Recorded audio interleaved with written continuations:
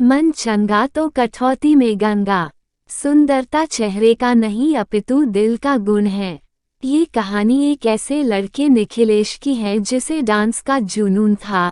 वो डांस के जरिए दुनिया को जीत लेना चाहता था। ये उसका जुनून था, लेकिन दिल में कहीं बैठी एक आरज़ू भी थी जो अक्सर ही उससे उसके प्यार के बारे में कहा करती थी। उसकी इच्छा थी उसकी जीवन संगिनी एक गायिका हो, भले वो गायन में स्नातक ना हो, न ही उसका पेशा गायन हो, लेकिन वो उसके लिए गुनगुना सके, उसके लिए 4 शब्द ही हो पर गा सके। वो अक्सर ही भीड़ में उस आवाज को तलाशता था, न जाने उसके दिल को कौन सी उस आवाज का इंतजार था जो उसे इतने दिनों में कभी नहीं मिली थी।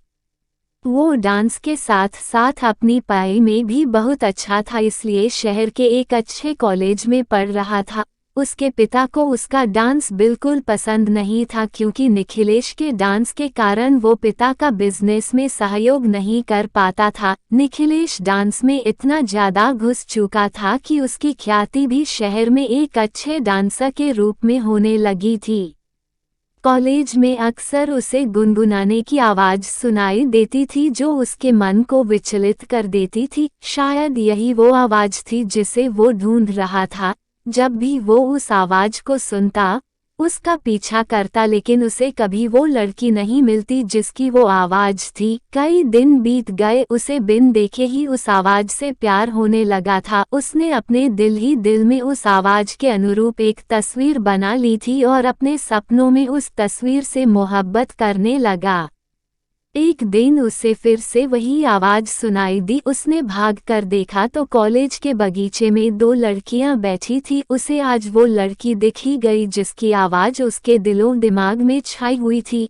वो दोनों बहनें थी जो हमेशा ही साथ रहती थी। उनमें से एक का नाम आभा और दूसरी का नाम प्रतिभा था। आभा स्वभाव से शांत थी, अक्सर ही अपनी बहन के पीछे चुप सी खड़ी रहती थी। उसकी मुस्कान बहुत अच्छी थी, वो दिल की जितनी साफ थी, उसके चेहरे पर भी वही निर्मल भाव थे, लेकिन वो दिखने बहुत साधारण थी। और इसके विपरीत प्रतिभा आज के ज़माने की मॉडर्न लड़की थी जो बहुत बिंदास रहती थी, फैशनेबल कपड़े पहनती और घूमती फिरती एक जिंदादिल खुश मिजाज लड़की थी। जब निखिलेश ने प्रतिभा को देखा तो उसकी आंखें थम गई। उस नशीली आवाज के पीछे ये सुंदर चेहरा देख निखिलेश संसार रह गया और अपना सब कुछ उस पर लुटा बैठा। हर वक्त वो इस कोशिश में रहता कि कैसे भी प्रतिभा से उसकी बात हो। इसके लिए उसने उसे फेसबुक पर फ्रेंड रिक्वेस्ट भी भेजी। वो घंटों फेसबुक पर प्रतिभा से बातें करता, एक दोस्त की तरह उससे अपने सुख दुख शेयर करता और दूसरी तरफ से भी उसे बहुत अच्छा रिस्पॉन्स मिल रहा था। निखिलेश की जिंदगी का खालीपन भर गया था। उसे एक साथी की आदत सी होने लगी थी। जब तक वो दिन भर की बातें फेसबुक पर उससे शेयर नहीं करता, उसका दिन पूरा नहीं होता था। कई बार उसके असाइनमेंट पूरे नहीं होते और जब वो ये बात अपनी दोस्त को फेसबुक पर कहता, दूसरे दिन उसके नाम से कंप्लीट असाइनमेंट क्लास में जमा हो जाता था। इसके अलावा जब भी निखिलेश को पैसे की ज़रूरत होती, उसकी फ्रेंड अपनी स्कॉलरशिप के पैसे उसके अकाउंट में ट्रांसफ़र कर देती। ऐसी कई बातें जो उसके कहते ही उसकी दोस्त पूरा कर देती थी। निखिलेश को यह एहसास हो गया था कि वो जितना प्रतिभा को पसंद करता है उतना ही प्रतिभा उसे ये भी यकीन हो गया था कि प्रतिभा जितनी मॉडर्न रहती है वास्तव में उतनी ही सरल और दिल से भोली है। शायद इसी एक बात में निखिलेश गलती कर रहा था, क्योंकि फेसबुक पर वो जिससे बातें कर रहा था वो प्रतिभा नहीं, आभा थी, जिसकी आवाज़ से, व्यवहार से, अपनेपन से निखिलेश को प्यार था। वो आभा थी, लेकिन निखिलेश का मन उस बाहरी सुंदरता की तरफ आकर्षित था जिसका मन उतना सुंदर नहीं जितना उसका था, जिसका चेहरा उतना सुंदर नहीं था। ये सिलसिला कई दिनों तक चलता रहा। आभा और निखिलेश दोनों ही एक गलतफहमी के चलते एक दूसरे के बहुत करीब आ गए। निखिलेश के एहसासों में प्रतिभा का चेहरा और आभा की आवाज़, उसका सुंदर मन, उसके विचार दिन प्रतिदिन गहरे होने लगे और इसी तरह उसके डांस का जुनून भी बढ़ता गया, क्योंकि आभा जो कि उसके लिए प्रतिभा थी वो भी निखिलेश के डांस से बहुत प्यार करती थी। यहाँ तक कि निखिलेश ने अपनी प्यार की बातें अपने दोस्तों से तक कह दी थी। सब उसे हमेशा बोलते थे कि वो बहुत लकी है क्योंकि उसे प्रतिभा जैसी सुंदर और मॉडर्न लड़की में वो सब गुण मिले जिसे वो हमेशा चाहता था। एक दिन उसने फैसला किया कि वो प्रतिभा से जाकर अपने दिल की बात कहेगा, और उसने वही किया। उस दिन वो बहुत अच्छे से रेडी हुआ और हाथों में गुलाब के फूलों का गुलदस्ता लेकर प्रतिभा से मिलने गया।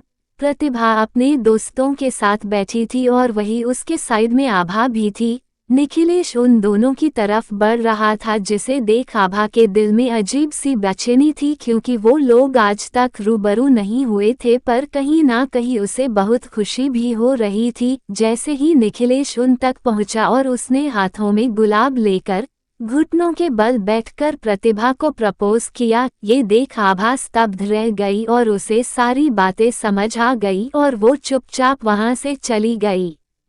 थोड़ी देर तक सब शांत रहा और एकदम ही प्रतिभा जोर जोर से हंसने लगी और उसने अपने दोस्तों के साथ मिलकर निखिलेश की बहुत हंसी उड़ाई और कहा कि तुम क्या सोचते हो, मेरे जैसी मॉडर्न लड़की एक नचेया से शादी करेगी? मेरी पसंद तो एक पैसे वाला बिजनेसमैन है। और वो निखिलेश की बहुत बेइज्जती की। निखिलेश अपने गुस्से को पीकर वहां से निकल गया। तभी उसे आभा मिली।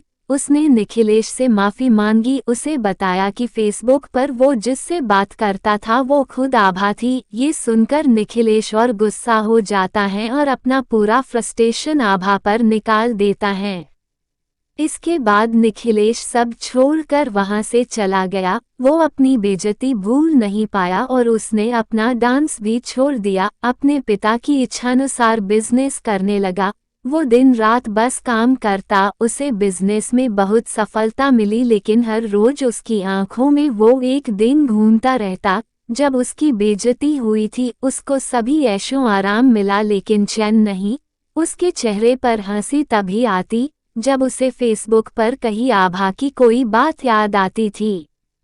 दूसरी तरफ आभा भी उसे बहुत याद करती थी। एक दिन आभा को एक बहुत बड़े डांस कंपटीशन के बारे में पता चला। वो चाहती थी कि इसमें निखिलेश हिस्सा ले, लेकिन वो कैसे निखिलेश को इसके लिए मनाती।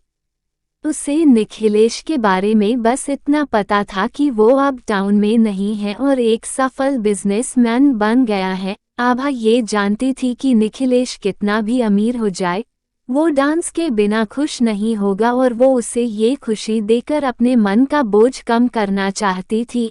इसके लिए उसने निखिलेश का पता इंटरनेट ने निकालकर उसे एक शुभचिंतक जो कि निखिलेश के डांस का फैन है के तौर पर एक लेटर भेजा, जिसमें डांस कंपटीशन का जिक्र था। असल में निखिलेश के डांस को सभी इसी तरह से पसंद करते थे, इसलिए निखिलेश को इस शुभचिंतक से कोई आश्चर्य नहीं था। निखिलेश डांस छोड़ चुका था, उसने बस लेटर पढ़ा और रख दिया। लेकिन आभा को पता था निखिलेश को कैसे मनाना है। उसने कई लेटर और कई तस्वीरें भेजी जिसमें निखिलेश के डांस के प्रति प्यार का प्रमाण था, जिसे देख निखिलेश का दिल पिघलने लगा। और आभा ने जब तक ये सब किया जब तक कि निखिलेश ना मान जाए, और निखिलेश को मानना पड़ा। निखिलेश में फॉर्म भरा और जमकर तैयारी भी की। उसके चेहरे पर शांति और खुशी के भाव थे, जिसे परिवार और ऑफिस एम्प्लॉय समझ रहे थे। वो दिन आ गया जब कंपटीशन था। निखिलेश ने बिल्कुल तोड़ू परफॉर्मेंस दी और वो जीत गया। जब उसे पुरस्कार मिला तब सबसे आगे आभा खड़ी ताली बजा रही थी। उसे देख निखिलेश के चेहरे पर वही गुस्से के भाव आ गए और वो वहां से निकल गया। जब वो घर आया तो घर में उस शुभचिंतक ने फूल भेजकर उसका अभिवादन किया। साथ ही उसे एक लेटर भी लिखा जिसमें था कि आने वाले कुछ दिनों में उसे एक सरप्राइज मिलेगा। निखिलेश चौंक गया, उसे बार बार उसी बात का ख्याल सताने लगा। एक दिन शाम को घर लौटा तो घर पर प्रतिभा और उसके माता पिता प्रतिभा के रिश्ते के लिए आए थे। असल में आभा ने प्रतिभा और निखिलेश की शादी के लिए अपने माता पिता और प्रतिभा सभी को मना लिया था। आभा हर हाल में निखिलेश को खुश देखना चाहती थी, इसलिए पहले उसने निखिलेश को वापस अपने डांस से मिलवाया और फिर निखिलेश को प्रतिभा से। निखिलेश कुछ देर सभी के साथ बैठा पर उसका मन नहीं लग रहा था। उसने कमरे में जाकर फ्रेश होने की इजाज़त ली और वहां से अंदर चला गया। अपने कमरे में बैठ निखिलेश सारी बातें सोच रहा था कि कैसे उसने एक आवाज़ सुनी, फिर उसकी बात आभा से हुई। वो कितना खुश था जब आभा हर परिस्थिति में उसके साथ ना होते हुए भी थी, लेकिन ये सब उस दिन खत्म हो गया जब गलतफहमी दूर हो गई। लेकिन फिर से उसे वही सब महसूस हुआ जब उसने उस शुभचिंतक के लेटर को पढ़ा और उसकी बातों को माना। निखिलेश ने एकदम ही शुभचिंतक वाले लेटर निकाले और उसे असाइनमेंट की कॉपी से मैच किया। उसे समझ आ गया कि इस सब के पीछे कौन है। उसे सारी बातें समझ आ गई और यह भी कि वो क्या चाहता है।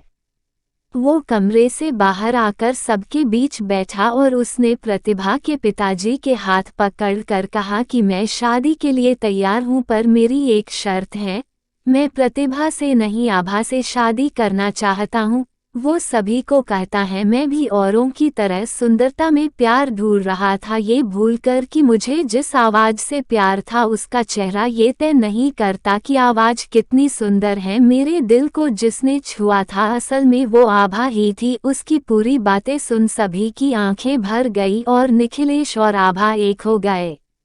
आभा का मन बहुत साफ था, इसलिए उसे उसका प्यार मिलता है और तभी तो हम कहते हैं मन चंगा तो कटौती में गंगा।